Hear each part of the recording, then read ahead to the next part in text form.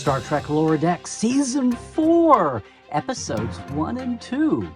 It's a premiere Two-Fer. It's a premiere mystery.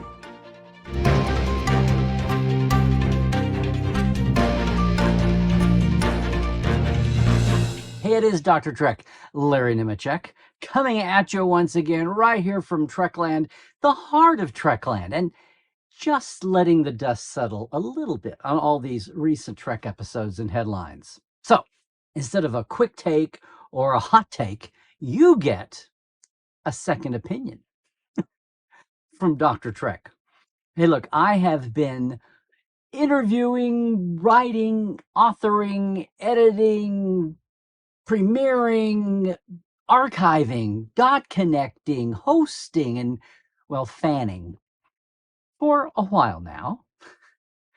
And I just want to say, yes, it's Season 4 of Star Trek Lower Decks, and it feels like we're picking right up where we left off. And yes, the whale probe is the latest little addition to our opening credits battle. Did you notice that? Hey, look, I just want to say, it feels like you haven't missed a beat. We're going along with all the humor, all the pathos, and yes, there's some little microscopic character development, just enough to have a series move along, but still be in the animated annals that we're used to here. And look, Lower Decks is fresh off that crossover from its perspective. That crossover with Strange New Worlds, and yeah, they even get a shout out here. But look, the main thing is we've obviously got a season-going mystery here. We'll see what happens with that. But first off, I just want to say kudos to Mike McMahon himself, because except for one exception, he has written the opening, the season opener, and the season finale since day one of the series. And to director Barry J. Kelly, his shingle is nominally Titmouse Inc., the animation house that's making Lower Decks, and this is his 14th title, including way back on the pilot, Second Contact. It occurs to me at the beginning of Lower Decks, I mean Season 1, speaking of, all the homages were TOS and TNG, right? You had your Kirk Spocks, you had your Datas and Picards and Rikers, right? And remember when things turned Voyager's way? Remember the Tom Paris plate, right? And all the DS9ers were complaining, hey, how about throwing us a bone? Something besides the DS9 model kit with a Jadzia and an Ezri. And then we got the DS9 episode with an actual DS9 story, sort of, with an actual Kira and Quark and Morn. And yet here we are, the ball is back in the Voyager court. Obviously, it's all the sobs, all the feels. Didn't we just do this with Picard? But no, here we are with Voyager, with the lovingly hand-drawn sets from the Voyager, all the interiors. It's obviously what this is. It's that Lower Decks excellent eye toward detail, and I'm here for it. I mean, and look, we could go through all the obvious Voyager call-outs, but can I just notice the threshold salamanders? These are toys. These are wind-up toys. And of course, apparently the toys can get Borgified. I mean, why don't we have Borgified threshold salamander toys in real life? Okay, we had Voyager lines, made me LOL.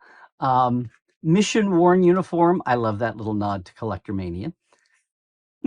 Feels like a kooky Voyager solution, so let's give it a try. That was clear. But my favorite of all was, well, back in the 70s, I mean, nobody in Star Trek ever talks in terms of the decade. So I love that. Yeah, back in the 2370s.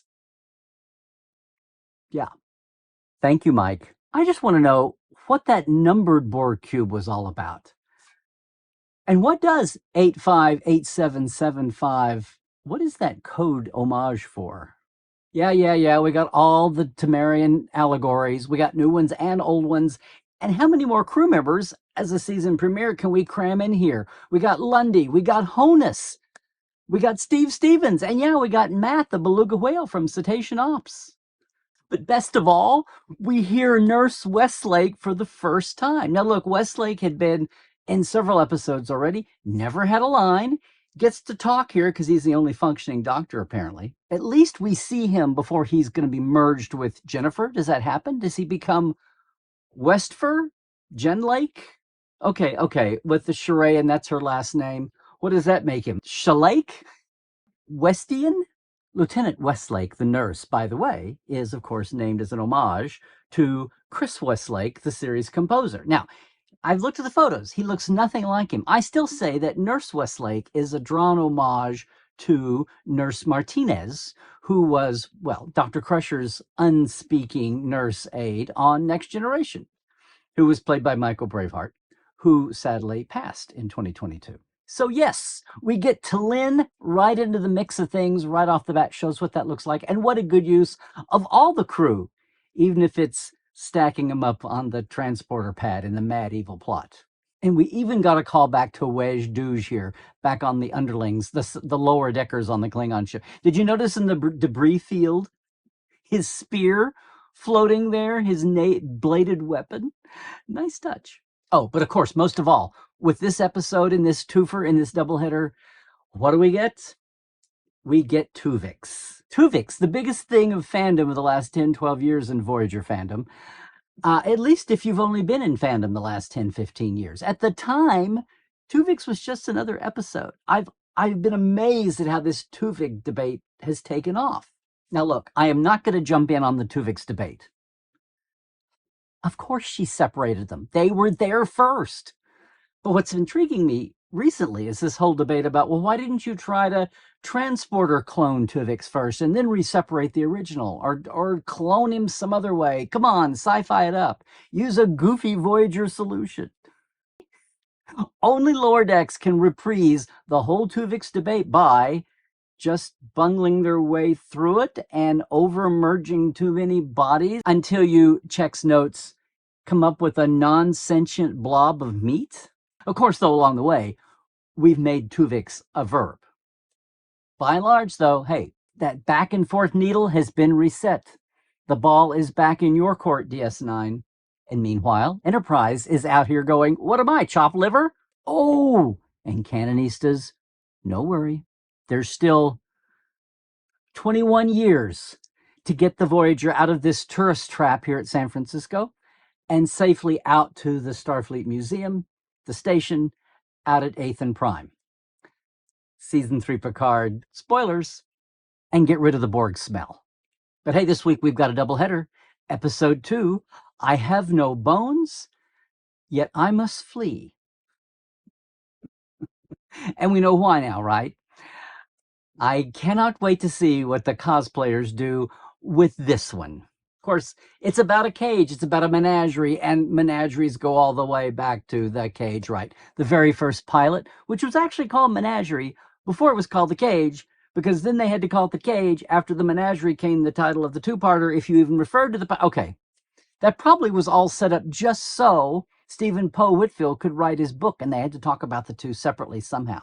So let's just say kudos to the Lower Decks staff here. For one thing, Aaron Burnett is the writer here. This is his first Lower Decks. He was recently working over on the HBO Max series Close Enough. All right. Whose cast, by the way, it's animation, and its cast contains our Lower Deckers, our lead recurring males, are Eugene Cordero and Fred Tacitor. Also, a regular over there is Jason Mantzoukas, who you may know better as Jankum Pog over on Prodigy. Small world, small town. And on the directing side, this is the first credit for Megan Lloyd. Well, the first full length. She had done a short before, but she's been a storyboard artist for 2 seasons of Lower Decks. Yay, Megan. Okay, so again, we can go on and on about the Boimler box Easter eggs and the Menagerie Easter eggs, right? Okay, you got your Captain Picard banner, you got your Cerritos plate, or it's the Tom Paris plate, you got the Boimler effect plaque, right? And in the Menagerie, you got, okay, the Glommer, the butterflies from, was that from Rigel 10, from the Enterprise pilot? Is that the Alpha 177 dog? Is that the Q appearing Aldebaran serpent? 3-headed thing? What I love is the Hanonian land eel. Did you see up above the window? That's amazing. The Prithian swamp gobblers, that's funny. I guess that's apparently the same planet as Phlox's Prithian bat. humans in the goofy TNG jumpsuits, and of course, our new darling, Moopsy. Okay, Moopsy can go into the Trek Toys Hall of Fame, but it better come after we finally get some merchandise. Are we understood here? Got some questions. Can you have audio safeties be turned off in a holodeck too? Boimler would like to know. And when it's open to tourists, is that a bulb-headed alien from, of all things, Star Trek Into Darkness that we see at one point there amidst the Antedians and the Edo from Rubicon 3? The bulb-head, name Moto. Oh, and can you also notice in Boimler's moving box, it's not the Terran universe, Captain Archer. It's the mirror universe, Captain Archer. Can we please get back to using the term if there was ever any danger of it going away? Thank you. And of course, this is the only version of Star Trek to finally not only use the little red-headed rod laser thingies, red-headed, but to give them a name. Yay! Tucker tubes. That is so awesome. Name for trip. And no, I do not think the Billups tubes are going to stick. Something tells me. And on the educational side, this is the only Star Trek episode in history, and I checked, to use the digital unit prefix femto. Yes. Femto, as in femtoseconds. As in a femto is 1 times 10 to the negative 15th. Well, ask Rutherford. Best of all, to revisit Wejdouge, a lot of people complained about who was left out of Wejdouge. Romulans, you say? Well, there they sit, plotting and conniving, just like the best of... Hey, that ship they're on is the original vertical configuration of a warbird that Andy Probert originally came up from for season 1 Next Generation for the neutral zone. He said, we can do it vertical, we can do it sideways. They went with the sideways, but look, vertical is canon too. It's so cool. His life is about to be disrupted. And did you catch this? If Mariner really has been, it could have just been a turn of phrase, but if she's really been promoted, demoted 12 times, that would just about catch her up to be the same age as Armina, her friend who is now captain from the days they were both academy mates. 12 promotions, 12 demotions, one of which we've seen. Yeah, Armina's a captain, and Mariner just stays young. But the essence of this show, I'm saying, between the A plot and the B plot and even the C plot here, I think the takeaway is just kind of a precarious, incremental character advancement. I'm almost being serious here. It's a tricky thing in animation. You don't want just an animation reset like a traditional Hanna-Barbera, Warner Brothers cartoon. You want the characters to advance, all of them. You want to have an arc of some kind. Look, we had the promotions. We had the move. They're actually doing it. But even more than that, did we have a détente of understanding between Ransom and Mariner the way we finally did between Mariner and her mother, Captain Freeman? And was that not the biggest, tightest, innocent hug between Rutherford and Tendi? I mean, will they, won't they? Or when they? I mean, those kooky kids. But what I was not expecting was that sweet little lights out, fade out on the old open corridor bunk beds that they've used, that we first met them in way back in the first episode. I mean, that was really a little, just a moment, middle of the episode, a sweet little self-referential, emo, fade out goodbye.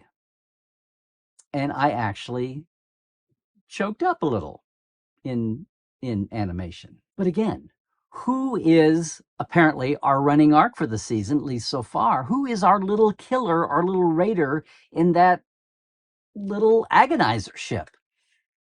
Is it Badgie? Is it Peanut Hamper?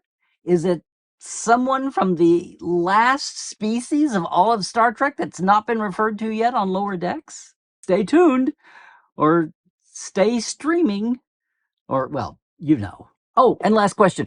Do all lieutenants on the Cerritos get the same painting in their room? You know, the one Marla Astor had in her quarters back on the Enterprise D? Or do you get, I suppose, the relief option contrast, a print of Data's blackbirds on that fuchsia orange sky? Just asking, just asking. Well, I guess that's as good a place as any to sign off on this second opinion from Dr. Trek. But hey, what about me? What about you? What did you think of these first two episodes? What did you think about what I thought? Drop your comment below. And hey, while you're at it, please like and subscribe, okay? Hit the bell, do all the things, right? I dare you to subscribe for some sanity in Star Trek, all right? Most of all, if you crave more Dr. Trek and our Trekland point of view, please check out all of our live streams, our podcasts, like the Trek Files, like Trekland Tuesdays Live, like Second Opinion, like, of course, Cadet Alice and Dr. Trek Watch Prodigy, all of our experiences like Trekland Treks, and of course, Portal 47, your backstage guide all year long. All of that at LarryNemecek.com. We'll see you next time. Until then, Trek well, everybody.